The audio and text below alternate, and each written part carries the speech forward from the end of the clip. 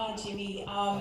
Grew up in Elizabeth West. Well done, you've made it through. And, you know, it's a really sad movie for me to watch, but different to you. Because my dad also worked at British Tube Mills. We were £10 poms. I had a very happy childhood and have a very happy memory of Elizabeth. And I guess what I felt was, gosh, I hope you've forgiven Elizabeth and Adelaide. I know, I feel pinched, get really upset when I talk about Elizabeth. And I tried to make it clear. I knew lots of families in Elizabeth West who came on the same boat, you know, who were from the same background, whose parents didn't have the same problems, and they were happy. And so I don't think it was Elizabeth particularly that you know, you can be happy anywhere if you've got love. My parents just, it was our family. There was a lot of other families that fell apart too, but there was a lot of happy families, and I'm so glad you made it out alive. Jimmy, you painted Glasgow, and you know, growing up in the '60s, and the tourist board won't exactly be, you know, looking at that favourably. I just wonder, what's your relationship like now with Scotland? You know, able to get back there and enjoy Scotland and take your family back, and you know, I mean, obviously your formative years have been here in Australia.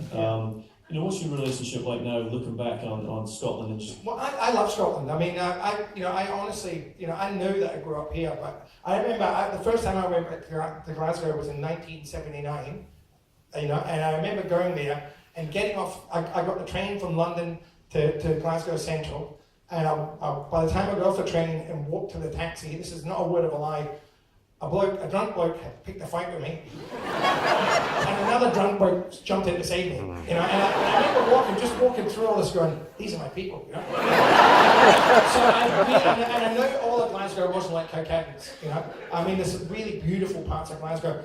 You know, I'm very, very proud to be Scottish. Last year, when we filmed that show, I took my kids back and we spent Christmas in Scotland for the first time since I was a baby. And you know, and every time I go to Scotland, I feel a sense of being at home.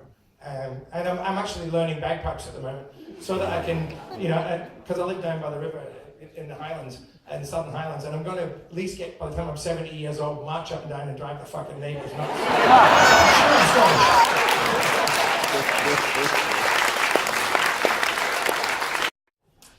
Yes, just there.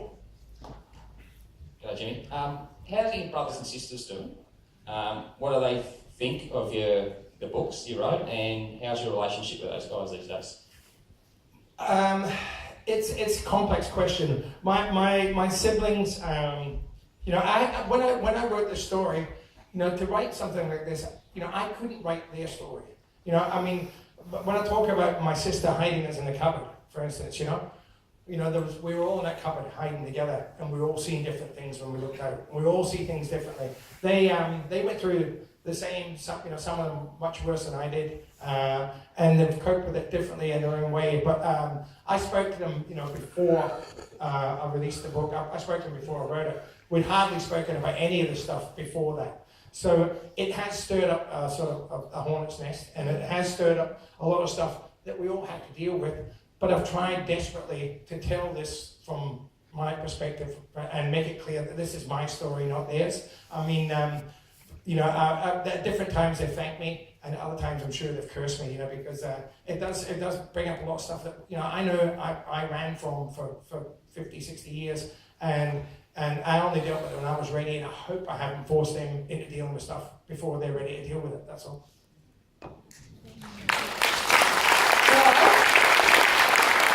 On behalf of everyone here, can we say a huge thank you to you both for being here tonight and doing a Q&A session with us.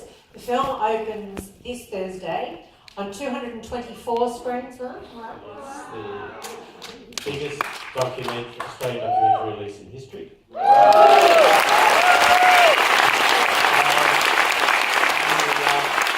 biggest documentary release since, what's his name? Michael Jackson and please tell, it's really important, this sounds silly and profound, but for the industry, if you like the film, please tell your friends. Let's have a nice big hit on our hands, not just for us, but just for the industry. We need it, we need to see more films like that, I hope. Thank you. And I hope it doesn't stir up too much stuff in everybody, but in a way, I hope it does, because we've got a lot to deal with.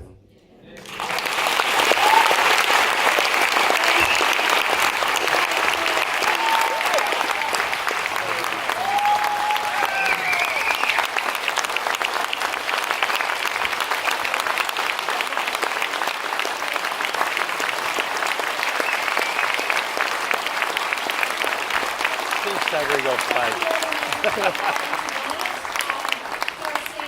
See you often and tell your friends. Thanks again.